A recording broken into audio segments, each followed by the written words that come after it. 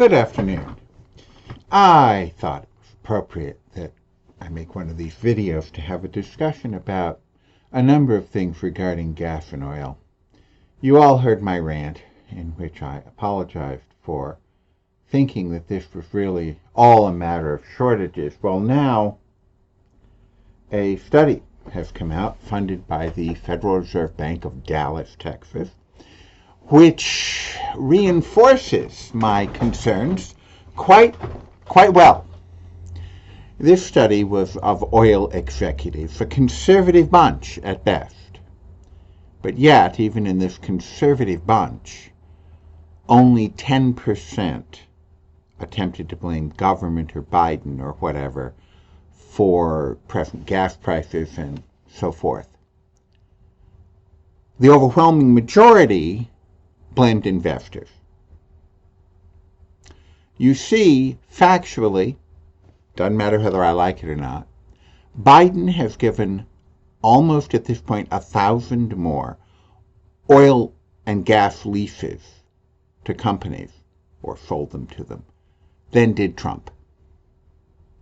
Yes, Biden has stopped certain offenses to our national monuments and to treaties we have with Native Americans, but he has continued to issue gas and oil leases in unprecedented numbers. So why are our gas prices so high? They're not drilling them. Now, we already know from what I had said before, that in a prior video that I'll link below, that we're running low on oil anyway, at least easily accessible, usable oil. We need to be moving on to other energy forms.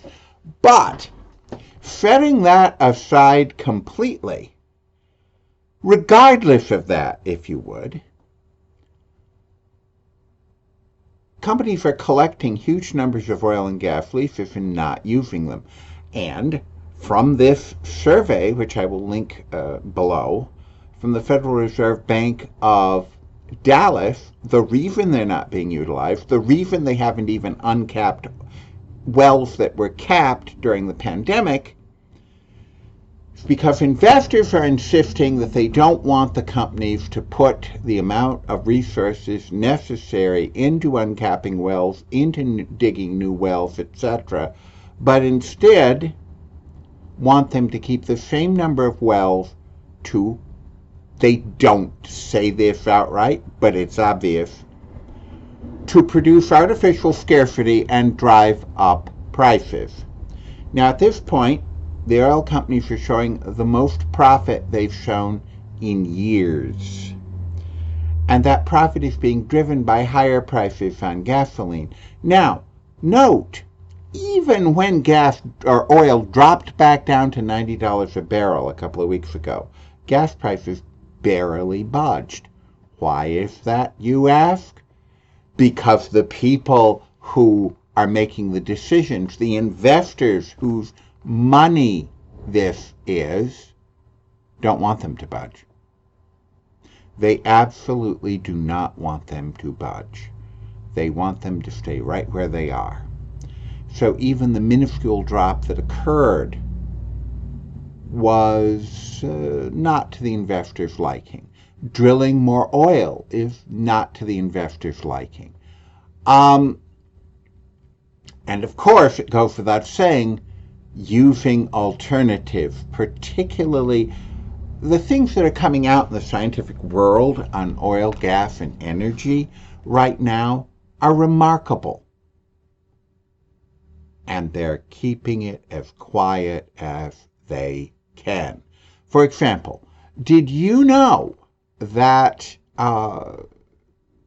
there's now an invention, the prototypes work, where they can pull carbon out of the air and produce new petroleum? Takes the carbon out of the air, literally allows us to recycle petroleum. I'll try to find one of the articles on that and link it below. It hasn't made its way out of the scientific community because the rich don't want that.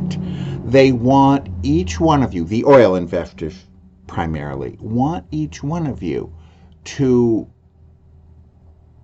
pay as much as you possibly can. They want to move the wealth out of you into themselves. And of course, the companies, did you know that there is an actual law, an actual enforced law, that says that if the principals of a company, the CEO, the board of directors, etc., do not do everything in their power to maximize profit, they've committed a crime?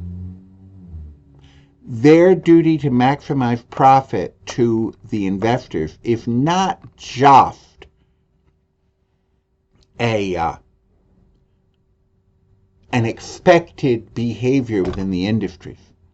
It is a legal requirement.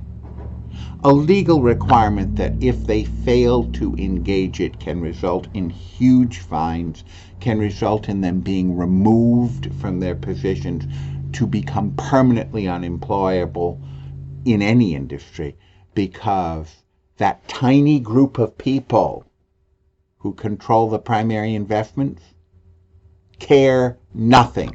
And this is not without exception. There are some that do. But the vast majority care nothing about you or me or your kids or my kids or your loved ones or my loved ones or your friends or my friends or anyone else except themselves. And in regard to themselves, it's primarily having more money. And it doesn't matter whether it's a Russian oligarch or an American wannabe oligarch. Their views are the same. We are expendable, unimportant, and they don't care what happens to us. So these inventions, which would defray their profit, might move their profit to other people they don't find acceptable. And these inventions are not coming out to you, just as, unless you really investigate, you don't hear that we are not reopening wells that were capped, not drilling in all these new leases that Biden has given.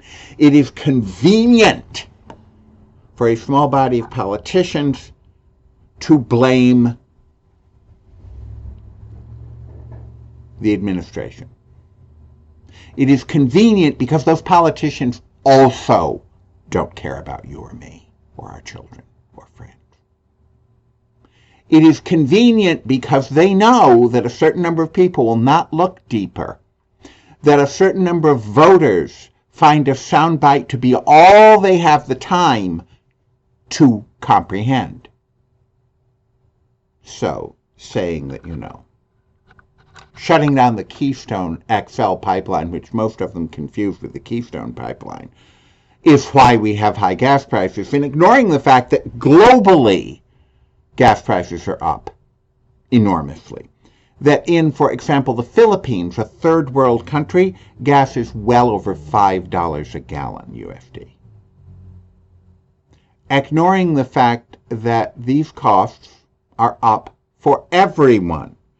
It is very convenient to blame Biden, to blame the administration, when clearly a review of the facts shows you that it is investors, the very people who very well may be funding the memes, funding the ads using the memes, to convince you that, it's too much regulation, it's the administration, when actually it's them seeking more profit, them pushing for greater returns on every penny they invest as they sit back and ignore the needs of the common people. That's just a comment. Thank you very much and have a lovely day.